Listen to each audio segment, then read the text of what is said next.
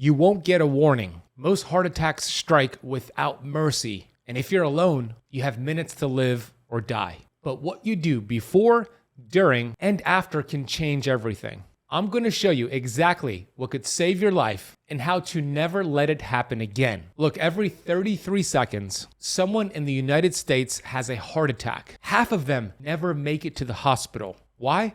Because they didn't recognize the signs, or their body was already metabolically challenged. Here's the truth. Heart attacks rarely come out of nowhere. They're the final warning sign of years of hidden inflammation, insulin resistance, and mitochondrial stress. You can't outrun that with pills or cardio, but you can reverse it. Most people think chest pain is the first symptom, but for many, that's already too late. Here are the 6 early warning signs your body might be screaming. Number 1, shortness of breath that comes out of nowhere when you're climbing stairs or walking uphill. Number 2, jaw and back pain.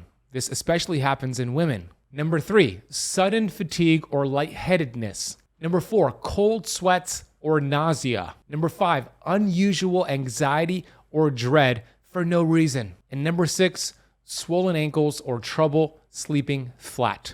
You see, your body whispers before it screams. If you notice even one of these, it's time to act today, not next week. So what should you do if you feel a heart attack coming on? Well, first of all, of course, call 911. But while you wait for help, here are natural science-backed actions that can help stabilize your body and improve your odds of survival. Number 1, breathe through your nose, not your mouth. When fear hits, people start hyperventilating, driving up adrenaline, dropping CO2 levels, and constricting blood vessels. Nasal breathing through your nose, helps you produce and maintain nitric oxide, which helps to open up your arteries and allow oxygen to flow. So here's what you want to do. Sit down, lean slightly forward, close your mouth. Take slow, gentle breaths through your nose for 4 seconds in, 6 seconds out. Focus on relaxing your shoulders and jaw. This will reduce the heart strain. Number 2, some people chew, not swallow, aspirin if available. Now, this isn't a natural herb, but it's a simple and life-saving tool for many people. Chewing, not swallowing, about 325 milligrams of aspirin quickly thins the blood and can help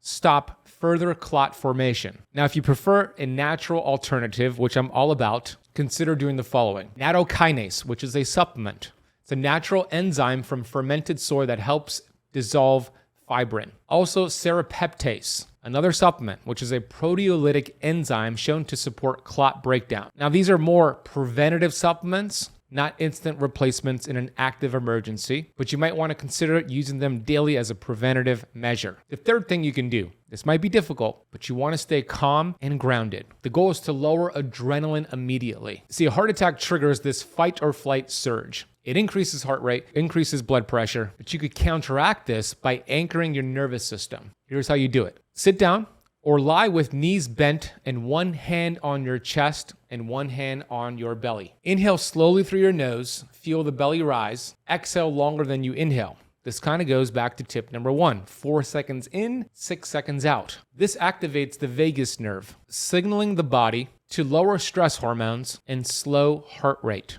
The fourth thing you can do is coughing as a temporary life support measure. Now, it's called the cough CPR, and it's a bit controversial, and there's some nuance. If you're conscious, feel severe chest pressure, and you think you might black out, deep, repeated coughing can create brief chest compressions, helping to maintain circulation to the brain. So here's how you do it. You take a deep breath in through your nose, cough forcefully from deep in the diaphragm every 2 seconds. This can keep blood moving until rhythm stabilizes or help arrives. The fifth thing you can do is to boost your electrolytes for heart rhythm stability. If you have access, add a pinch of mineral-rich sea salt or potassium citrate to water. Magnesium, sodium, and potassium support electrical conduction in the heart and may help to prevent fatal arrhythmias. So keep this mix ready if you're prone to chest pains or palpitations. 16 ounces of water, 1 pinch of high-quality sea salt, 200 milligrams of magnesium glycinate, and squeeze half a lemon into the water. Sip this slowly while breathing deeply. The sixth thing you can do is to open blood flow naturally. If you can move safely, loosen tight clothing around the chest and neck. Then, to encourage circulation, do the following. Rub or tap lightly over your sternum and left chest area, right here. Some find benefit from applying a few drops of peppermint or frankincense essential oils to the chest. This can promote mild vasodilation and calm breathing. Last thing you want to do is to say affirmations. I am healthy. I am healing. The perfect health I seek is now seeking me. I remove any blockages between us. I am healthy. I am healing. Repeat that over and over and over to get your body in a parasympathetic state. Now let's get into the 7 habits you want to adopt to either prevent a heart attack or what to do or adopt these 7 habits after you've had a heart attack. The first habit is to stop eating heart-healthy products. Okay, you're going to find seed oils that have the American Heart Association stamp of approval, or even wheat bread or oatmeal that says heart healthy. These are actually not heart healthy. They actually lead to inflammation and actually can increase your risk of heart disease. I know this one's going to make people furious and confused, but the truth is simple. So-called heart-healthy oils and products promoted for decades are actually killing your heart. For years, we've been told to ditch butter, ditch saturated fat, ditch red meat to low-fat, fat-free products, canola oil, and other inflammatory fake healthy foods. This advice came from flawed research back in the 1960s that was and currently is still funded by the seed oil industry and big food conglomerates. These ultra-processed oils, these wheat bread products and oatmeal are inflammatory. The oils, for example, are processed. They're stripped of any antioxidants and they're bleached and deodorized. These are called polyunsaturated fats and they oxidize quickly, raising bad cholesterol, creating inflammation in your blood vessels, which cause plaque to build up. So you want to remove the following 8 oils immediately from your diet. We have canola oil, called rapeseed oil in the UK, corn oil and cottonseed oil. Then we have soybean oil, safflower oil, and sunflower oil. Then we have rice bran oil and grapeseed oil. Make sure you are not consuming any of these oils. I'm going to add one more that will be a shocker, and that's going to be fish oil. Now, fish oil is not a seed oil, but it's another inflammatory, unstable fat. And I'm not a fan of fish oil.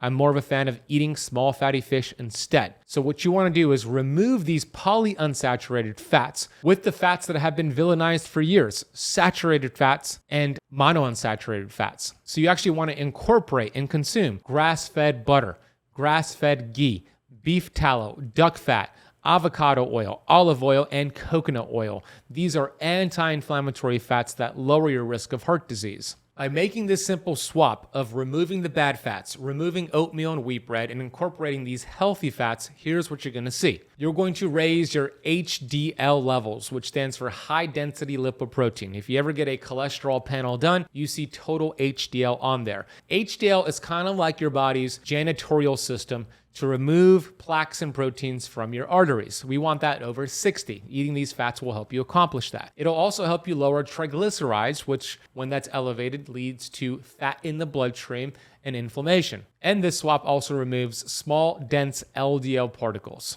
And one more thing you can do here is take a tablespoon of high quality olive oil every single day. This improves endothelial function by 25% according to clinical studies. So simply take a shot of olive oil every day as a preventative measure. It's just got to be clean olive oil. The one I use is from the Fresh Pressed Olive Oil Club. You could get a $39 bottle for $1 over at ketocampoliveoil.com. I'll put that link down below. Now, before I get to the second habit, I want you to understand that this isn't just about fat loss. This is about staying alive. If you're inflamed, holding on to visceral fat, which is organ fat, waking up at 2 a.m. wired, or tired every afternoon, you are on a path toward metabolic breakdown and eventually a heart attack. That's why I created the Fat Loss Academy. In the Fat Loss Academy, you have a 30-day fat loss reset, which takes all the guesswork out of everything. No calorie counting, no willpower needed. You just follow the simple steps. And here's a breakdown for those watching on YouTube, how it works week by week. The first 2 weeks, week 1 and 2, we begin with the fat drainage protocol. I show you exactly the foods to cut immediately, the inflammation triggers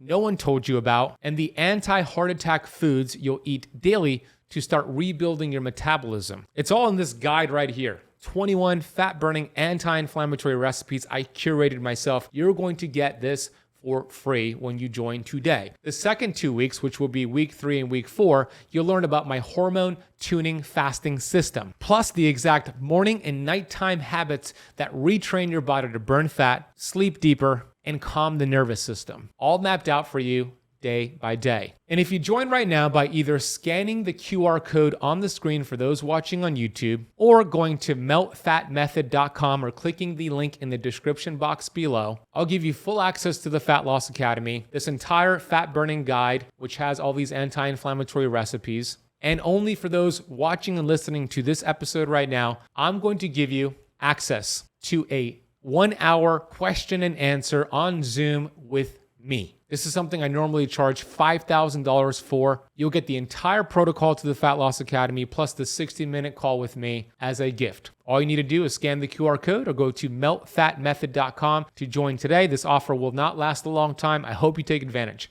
Now let's get to the second habit you want to adopt. That's going to be to practice fasting the right way to lower insulin. You see, it turns out that there is only one cause of heart disease. There's only one reason why someone has a heart attack. That's it. And that is damage to the arterial wall. Now, there are many things that cause damage to the arterial wall, like the seed oils, the wheat bread, the inflammatory grains and oats that you might be eating. But the number one thing that causes damage to your arterial wall is high levels of the hormone insulin. You see, high insulin is the silent killer. It damages your arteries, stiffens your blood vessels, and drives chronic inflammation. When you fast, something as simple as doing a 16-hour fast every day, insulin drops, autophagy activates, which is the cellular cleanup process, and your body starts burning fat instead of sugar because you dramatically lower insulin. This switch lowers blood pressure, lowers triglycerides, and inflammatory markers like CRP drop dramatically. These are all major heart attack predictors. So start simple.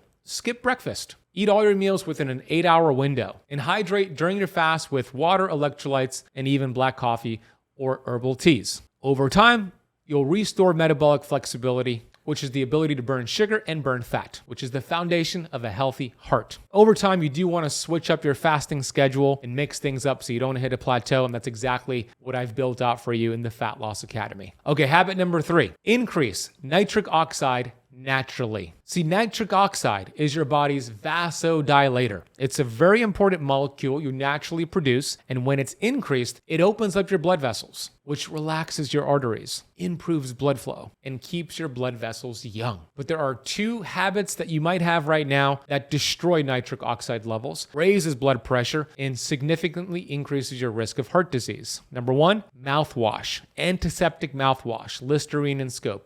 You see on there, it kills 99.9% of bacteria. That's correct.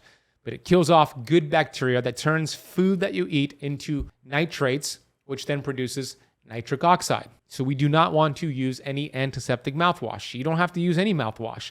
Simply brushing with fluoride-free toothpaste and flossing is enough. The second thing is mouth breathing. Chronic mouth breathers deplete nitric oxide, especially when you're sleeping at night. So what I do is I simply mouth tape at night, which trains me to breathe through my nose, helps me produce nitric oxide, lowers blood pressure, increases vasodilation. I use a company called Somnifix. I'll drop a link and a coupon code for them in the notes down below. Within days of breathing through your nose overnight, ditching mouthwash, you'll lower blood pressure. By increasing nitric oxide, you'll improve oxygenation to tissues, and your endurance skyrockets. Now let's move on to habit number 4. The more visceral fat you have, which is the fat around your organs, your pancreas, your heart, your kidneys, the higher your risk of getting a heart attack. You see, it suffocates your heart, the fat around your heart, and it lowers HDL levels. So what we want to do is we want to pull fat from your heart. And you could do this with the fasting I mentioned, but also with sprinting.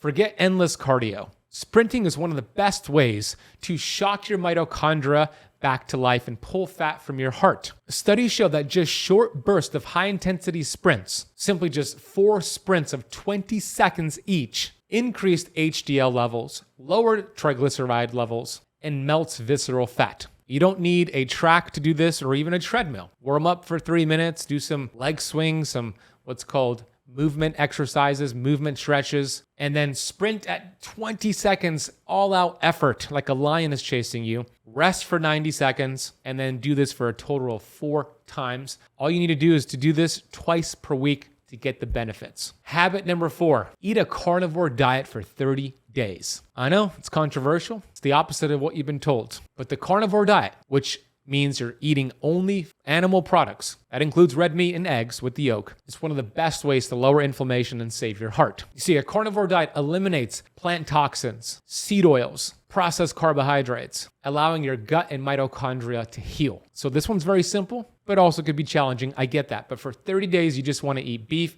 lamb, bison, fish, cheeses from goat and sheep cheese, and eggs with the yolk. No vegetables, no carbohydrates. When you do this for just 30 days, triglycerides drop, you melt visceral fat, you raise HDL, inflammation plummets, and you stabilize blood sugar and insulin levels. Your body relearns how to use fat for fuel. It's one of the fastest resets I know for people with high risk of metabolic syndrome. It's so important that in the Fat Loss Academy, I have a 30-day protocol for you to follow the carnivore diet. Again, you can get access to that Fat Loss Academy special deal by scanning the QR code on the screen or going to meltfatmethod.com. The sixth habit is to practice metabolic flexing. Once you've built fat burning capacity, you don't want to do this forever. You don't want to stay in ketosis forever. You don't want to do carnivore forever. You don't want to be in fat burning forever.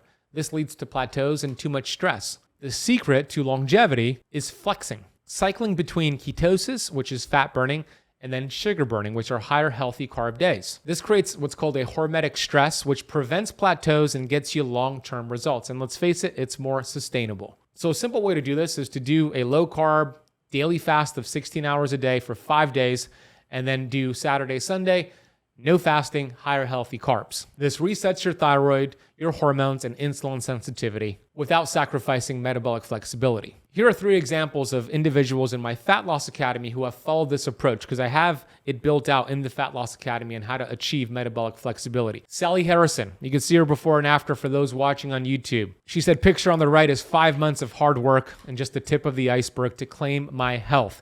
I'm in my happy place. She's so happy to Ben and the team. She could enjoy her life and go to her football games. Then we have John Miller. You could see his before and after. Pretty dramatic. He followed exactly those first 30 days I have built out in the Fat Loss Academy, and he lost 44.4 pounds in the first 30 days.